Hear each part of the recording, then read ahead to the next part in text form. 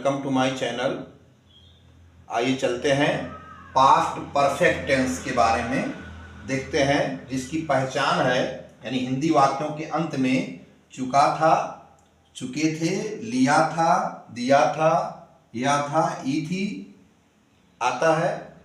तो जब हम पहचान लेंगे कि यह वाक्य पास्ट परफेक्ट टेंस का है तो उसमें हम हेल्पिंग वर्ब सहायक क्रिया हैड का प्रयोग करेंगे और ध्यान देंगे कि यह हैड जो है सब्जेक्ट सिंगुलर हो, एक वचन या प्लूरल हो, सभी के साथ हैड का प्रयोग होगा और मुख्य क्रिया की थर्ड फॉर्म लगाई जाएगी, तीसरी अवस्था।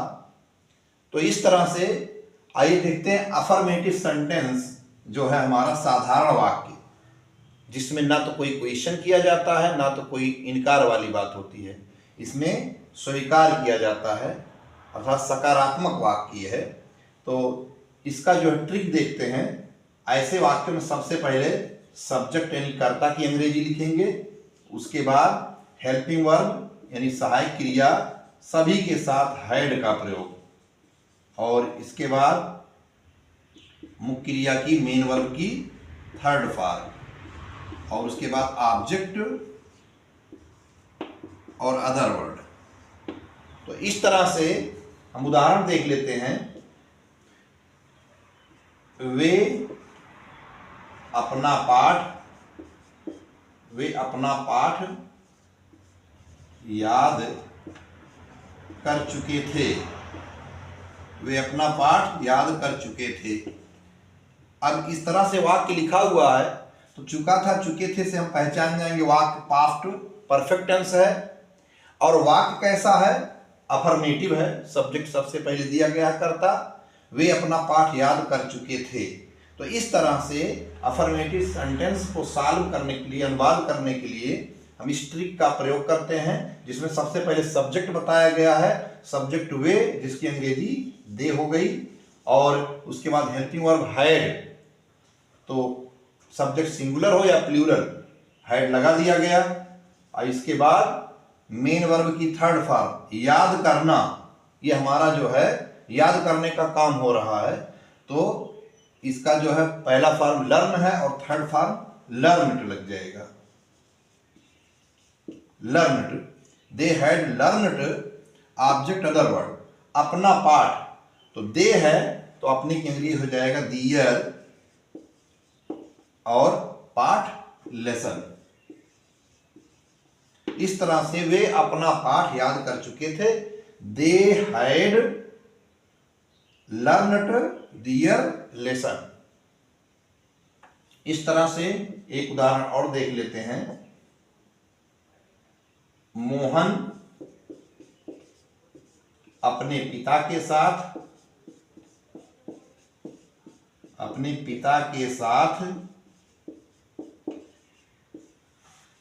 स्टेशन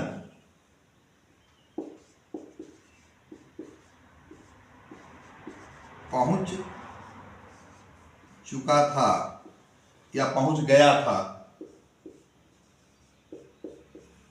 मोहन अपने पिता के साथ स्टेशन पहुंच चुका था।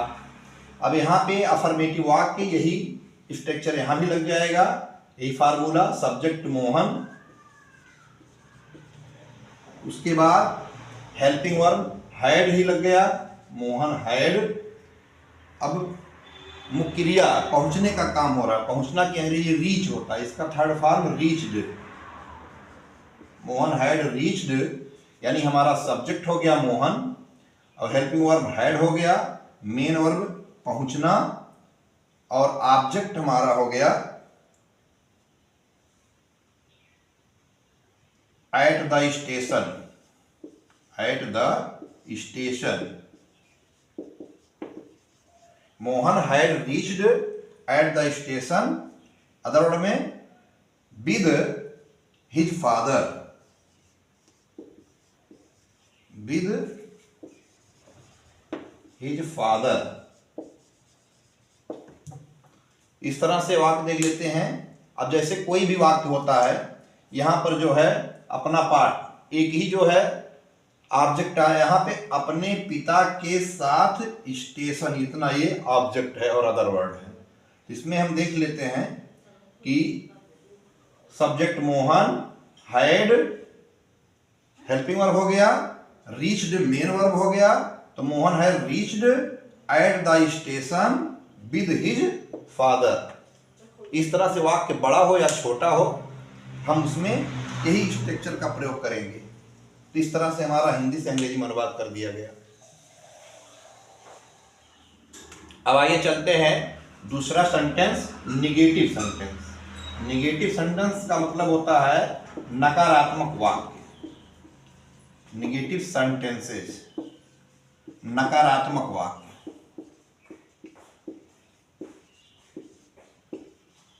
नकारात्मक वाक्य, ऐसे वाक्यों में नहीं शब्द आता है, बातों को इनकार कर दिया जाता है।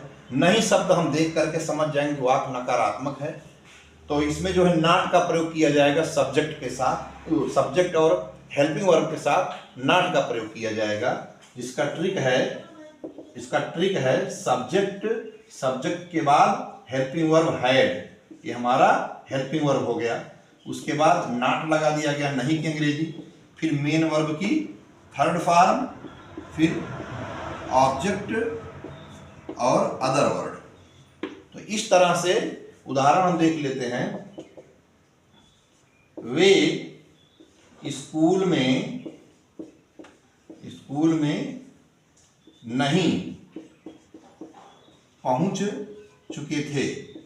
स्कूल में नहीं पहुंच चुके थे। अब इसे नहीं शब्द आ गया, इसे देख करके हम समझ जाएंगे कि वाक्य नकारात्मक है और इसके आधार पर इसको सॉल्व करेंगे। सब्जेक्ट वे की अंग्रेजी दे और हैड सहायक क्रिया, हेल्पिंग वर्ब, ये हमारा हेल्पिंग वर्ब है, और उसके बाद नॉट, फिर मेन वर्ब की थर्ड फॉर्म पहुंचना, रीच इसका थर्ड फॉर्म रीच्ड,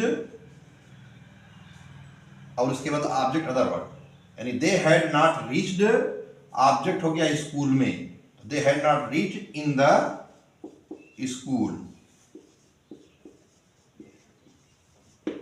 इस तरह से हमारा निगेटिव वाक्य हुआ। अब देखते हैं इंट्रोगेटिव सेंटेंस। इंट्रोगेटिव सेंटेंस ये प्रश्नवाचक वाक्य है। इसमें प्रश्न किया जाता है और दो तरह से प्रश्न किया जाता है। जैसे पहला हमारा यस नो टाइप, जिसमें जो है हिंदी वाक्य में शुरुआत जो है क्या से होती है। हिंदी वाक्य में शुरू जो है क्या से होता है, तो इसका जो है अनुवाद स्टार्टिंग हेल्पिंग वर्ब से किया जाता है। हेल्पिंग वर्ब, जैसे यहाँ पे हेल्पिंग वर्ब हैड है, तो इसका स्ट्रक्चर बन जाएगा सबसे पहले हेल्पिंग वर्ब हैड, और उसके बाद सब्जेक्ट मेन वर्ब की थर्ड फॉर्म, ऑब्जेक्ट, उसके बाद अदर वर्ड और क्वेश्चन मार्क। तो इस तरह से उदाहरण, क्या लड़कियां मैदान में फुटबॉल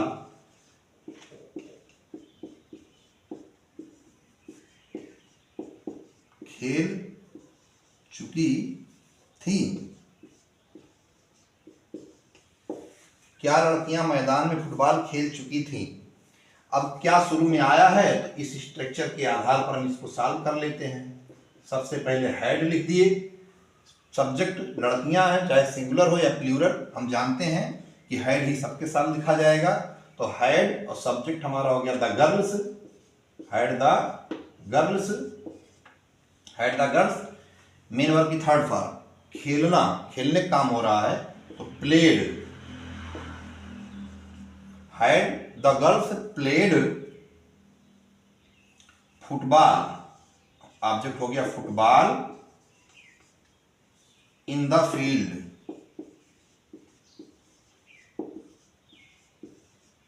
क्वेश्चन मार्क।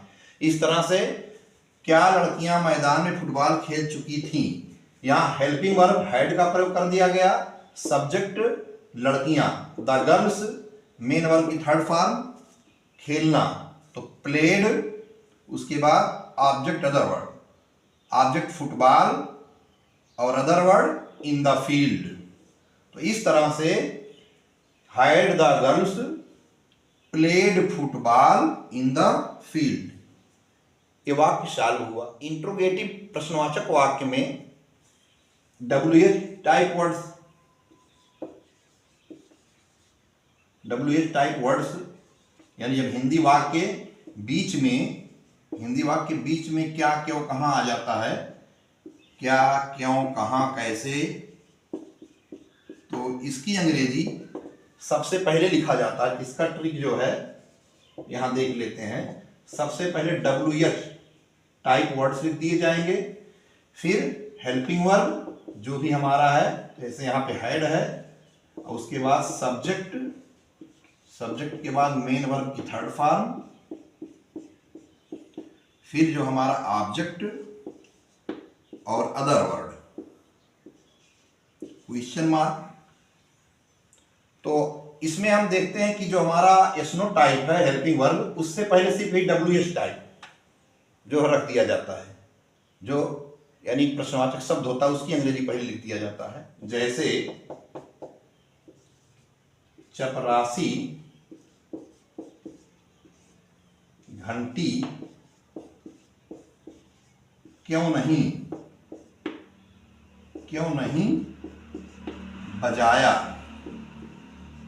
बजाया था। अब यहां पे हम देख लेते हैं क्यों आ गया, बीच में आ गया क्यों, तो इसकी अंग्रेजी हम सबसे पहले लिखेंगे, और यहाँ एक शब्द नहीं भी आ गया है, तो हम मेन वर्ब जो होता है हमारा, ये मेन वर्ब से पहले यहाँ पे नॉट लिख देंगे, मेन वर्ब से पहले यहाँ पे नॉट लिख दिया जाएगा नहीं आने की वजह से। यदि नहीं ना आता तो नॉट ना लिखते। तो अब इस आधार पर इसे हल किया जाए। क्यों, WH टाइप है, इसको आगे लिख देते हैं व्हाई। अब व्हाई के बाद सहायक क्रिया helping verb had, why had. अब उसके बाद सब्जेक्ट चपरासी, द P1 हो गया, और उसके बाद नॉट शब्द आया है, नॉट लिख दिया गया, यानी यहां नहीं की वजह से नॉट का प्रयोग किया गया। मेन वर्ब की थर्ड फॉर्म, रिंग पहला फॉर्म है, रिंग रैंग रंग, यानी why had the P1 not रंग द बेल, क्वेश्चन मार्क। इस तरह से WH टाइप वर्ड्स हिंदी से अंग्रेजी में अनुवाद कर दिया गया।